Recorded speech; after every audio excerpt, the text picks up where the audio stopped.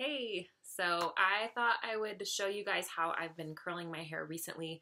Some of you have probably watched my other video where I showed you how I curled my hair with just a regular curling iron, but I recently got, like before Christmas, got a curling wand. This is the NuMe, and this is actually the 3-in-1. So it comes with 3 different sizes. This top part, you push this button, it pops off, and you can interchange the sizes, which is really awesome.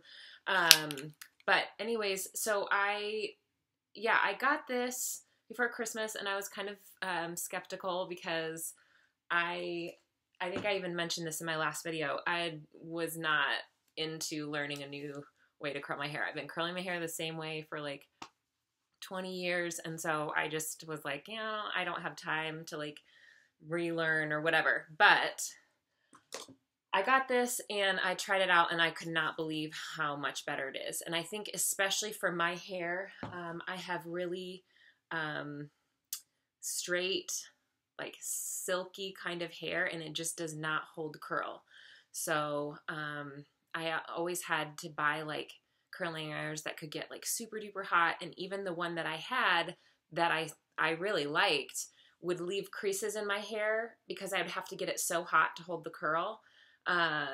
And like the creases would end up falling out, but it would not only leave creases, but it would kind of leave like a certain smell to my hair, just because it was like, I don't think it was burning it, but it was doing something to it to like make it stay. And I've been really impressed with this so far. I haven't had, obviously you don't get any creases because you don't have the clamp, and it gets really hot. In fact, you have to be really careful.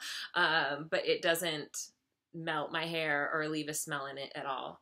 So I have been loving it. But the reason it's taken me so long to make one of these videos is that it did take me a little bit of time to get used to just the difference in how you have to hold it, and because it's obviously a lot different than one with a clamp.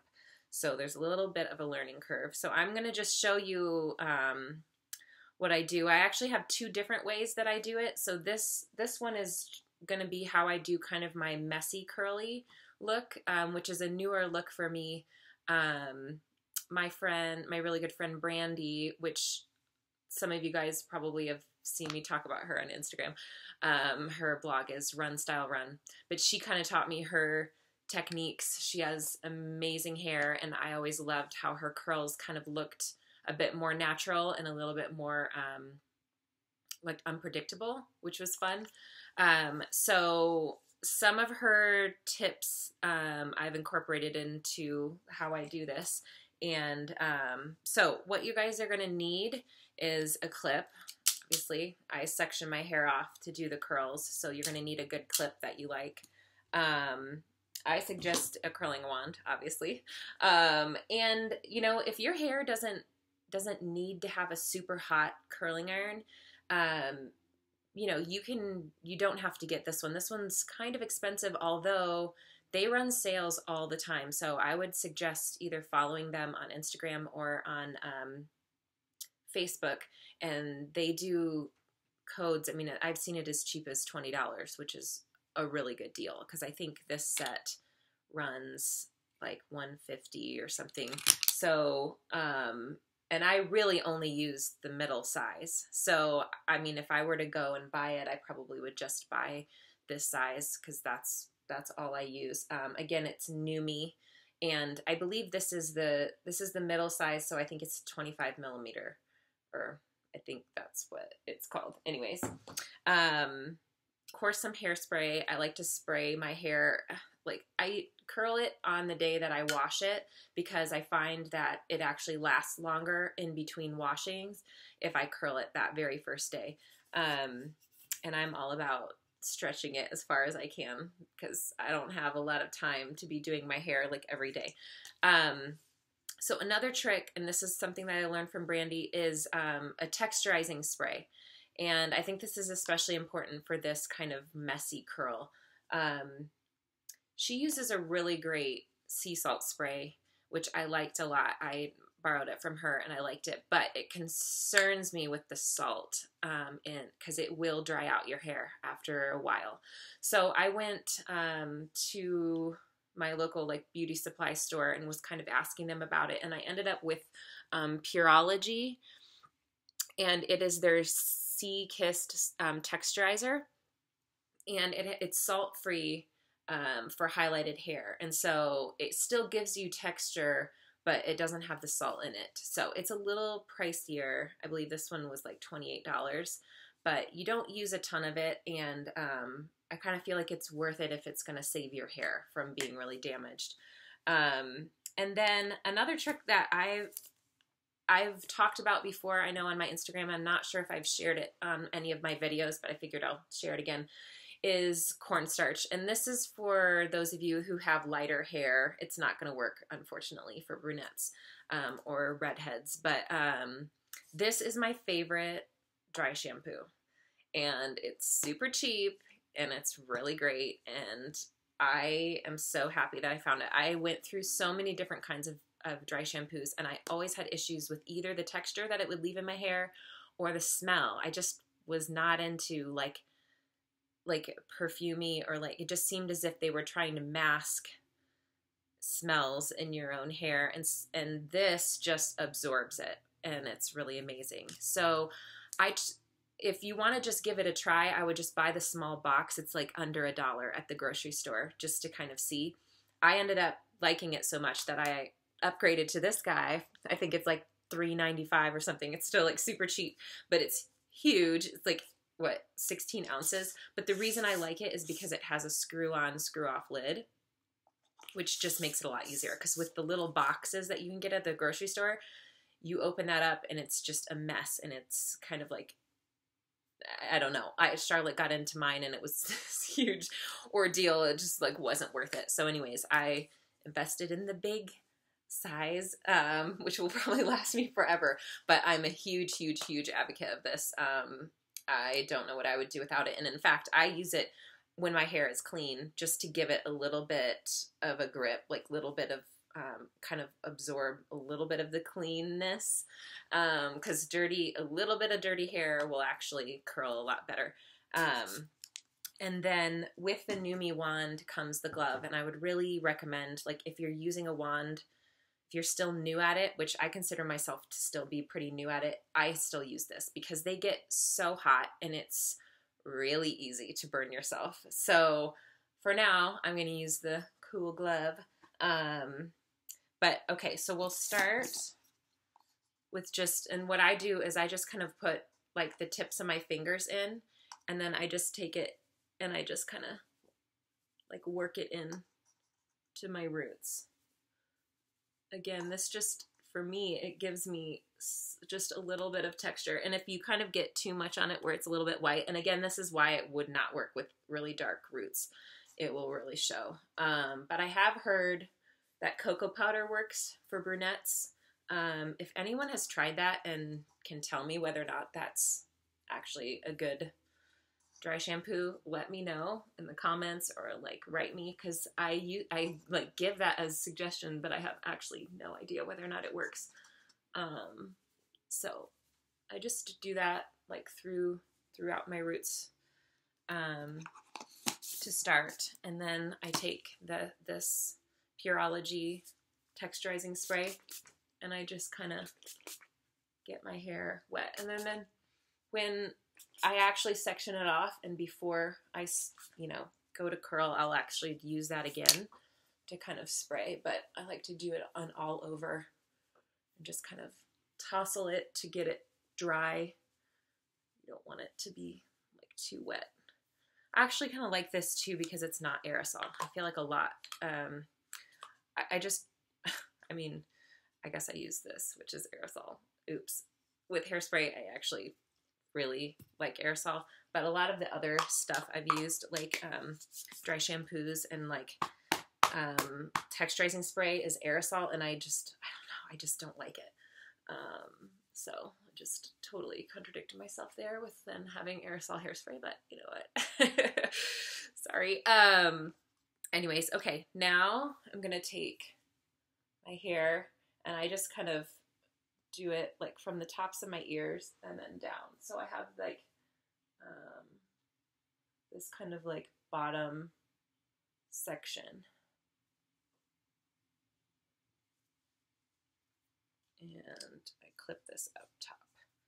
So, and then you're gonna wanna put your glove on, or I do, and take the first section. So you always wanna start around your face.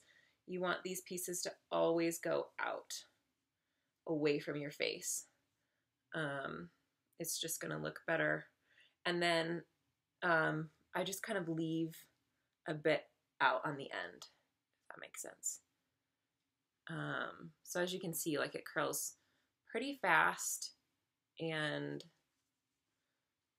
I think the main difference is before I held the curling iron down here and I would turn it. Now you have to kind of go like this, which just takes some getting used to. So here's also a technique that I learned from Brandy, which is a way to get the kind of uneven curls, kind of. You take your neck section and you're actually going to reverse it and go towards your face. So, and again, leaving the like little bit of the end out so that it's not too much of a like a straight curl. So it will like make it look a little bit more natural, which I actually forgot. This is so classic. I forgot to do the texturizing spray. I usually will do that like one more time kind of with each layer, just in case I didn't get any before. And I'll also do just a quick spray of hairspray. I don't want to have too much because I don't want it to be like crusty. But again, it's kind of like I'm trying to make my hair a little bit dirty. Because it will just hold the curl a little bit better. So you take then the next section, and with your sections, don't be too, it's not a big deal if they're different sizes. In fact, that kind of like works to your advantage. And then when you're holding the wand like this, I kind of try to get that first like wrap around kind of straight, but then as you go, I don't know if you can see that, but you don't flatten out the hair. You kind of let it twist around. I'll do that again and show you guys. So you kind of start here and you just hold the hair and wrap it around. And as you can see, sorry. Okay. As you can see, it's like if I didn't have the glove, I would have already burned myself like 5 times. I think it just gives me peace of mind to like do this quicker and just kind of confidently. And maybe after I've been doing it a couple years, then I'll feel like comfortable enough to not have to use the glove.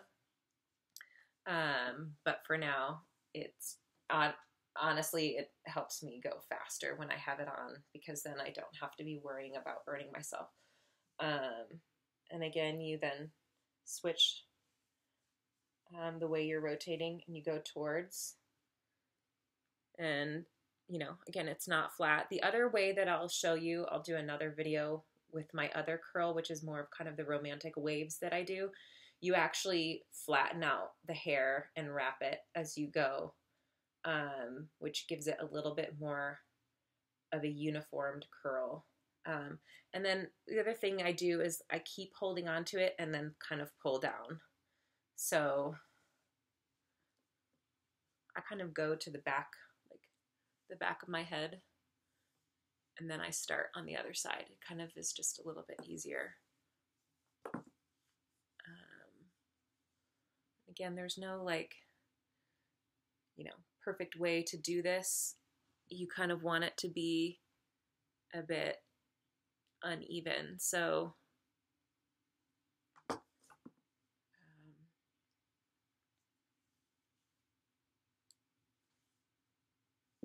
the next section, so that first section is away from my face. And then this section, I'm going to do it towards my face. Sorry. I'm so trained to do it all away from my face that it took me quite a while to like get used to this, like remembering like, oh, which way did I go? But again, it doesn't really matter if you mess up. And you'll see when I do the top of my head, I do most of them away. Just kind of figure out what works best for you and don't stress out too much about it.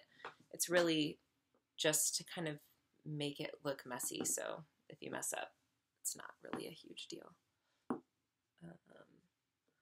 just make sure you don't have any pieces that you left out. Although at the end, I'll probably look back through. You can tell which pieces you forgot to curl because they'll just stick straight out. At least in my hair, they do. I like to hold it for about 10 seconds, which makes it really curly, but I'm kind of willing.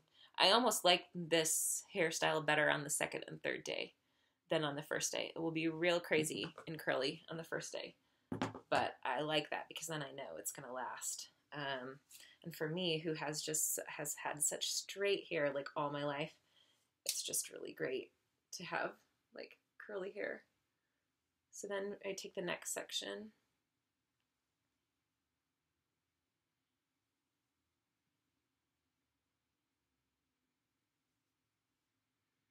Just make sure these sections that it's not too wide.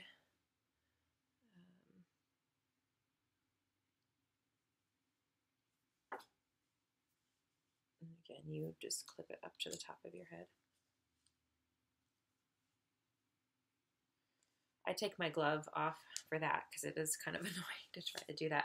And this glove that comes with it, it can go on either hand. Like it's kind of made to go back and forth. Like it's not like a perfect fit on either hand, but you just kind of get used to it.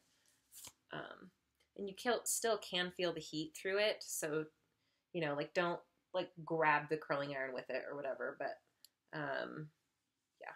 So these hairs of mine are the ones that all fell out after I had Charlotte. So they're still working their way out, but I just take that section and kind of just go back with it to kind of help it blend in. So I'll take the next section and also go back.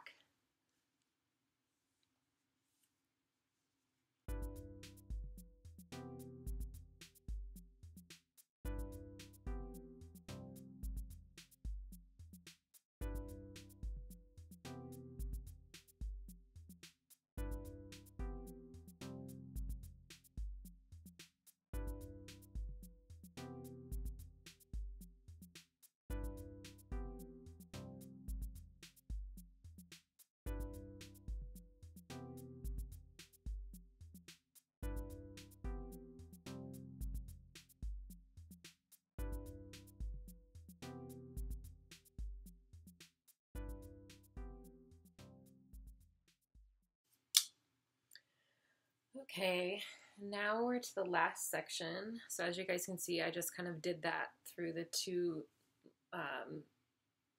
middle sections until I got to my part on this side, and then I just leave kind of this last section for the top.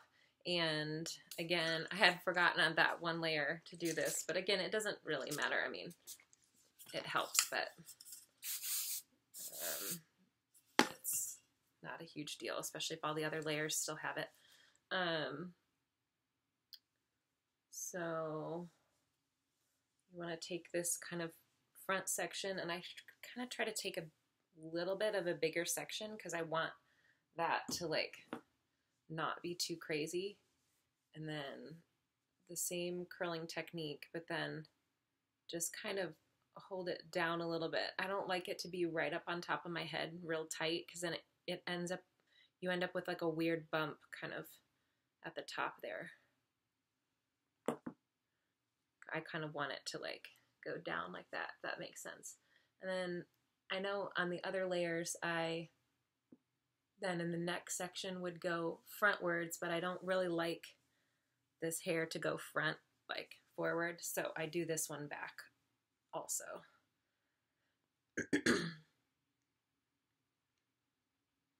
And again, I just kind of hold it there for about 10 seconds.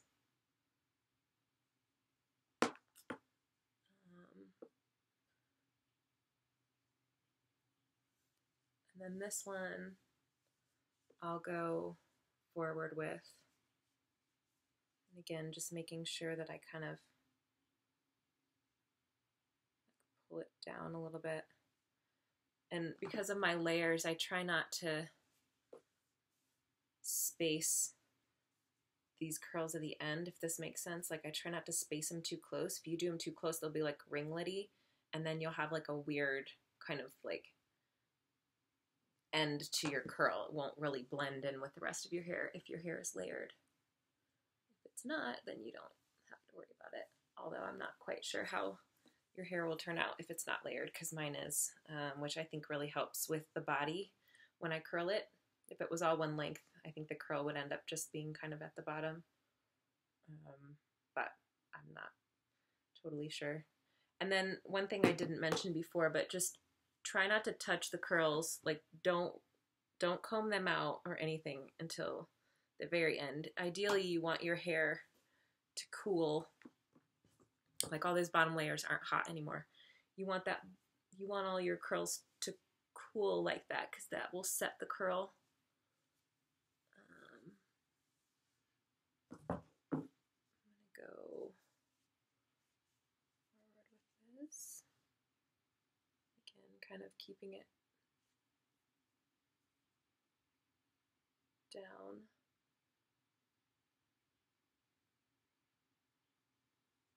Let's see if I like that. I might not like that.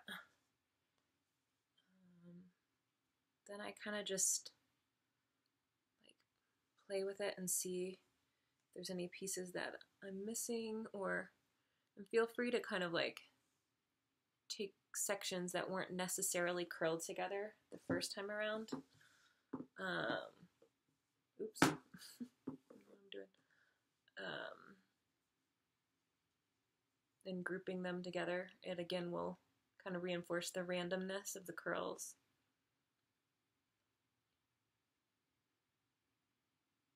I have to be careful with the touch-ups though, because I could like sit here for like another half an hour and touch up the curls.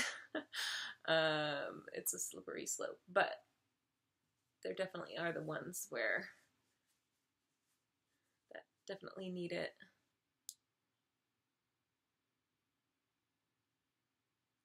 So that's kind of it. I think that looks good.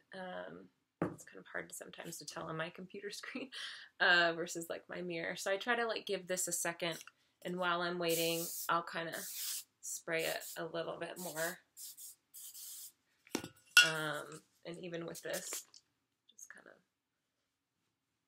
just kind of waiting for that top layer to cool down.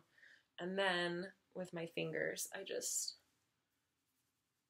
tousle it.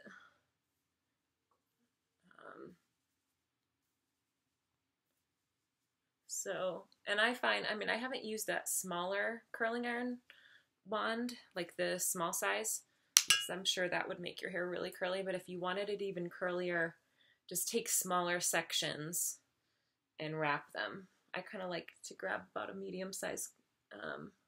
So as you can see, it kind of is more like an 80s, like a good 80s perm kind of wave, which I love. It's just kind of fun, especially for summer. And then I'll a lot of times like come in here and kind of like tease this or back comb it just to kind of give it some height. And then you kind of want to get this front section. This is kind of the trickiest part for me. Like the back's always great, but like that front, you kind of don't want it doing a weird thing, which again, I kind of figured that out by taking a bigger section here in the front and curling it back together. Then it kind of stays out of your face. But yeah, so there you go. That is my crazy curl tutorial. So hopefully you guys learned something. You might have watched that and gone like, oh, that was a waste of my time. But hopefully not. And then like I said, hopefully later this week, I'll show you guys how I do more of my like vintage inspired kind of like romantic waves, which is really pretty too. I'll link all of the different products I used, including my NuMe, down below if you'd like to. But again, I would suggest following them on Instagram. They always have really pretty pictures too of like different curl techniques and things that people use in braids and things like that, which is fun. And then you can kind of stay on top of when they offer their sale codes and stuff like that. So thank you. I will hopefully see you guys later this week. Okay, bye. Thanks.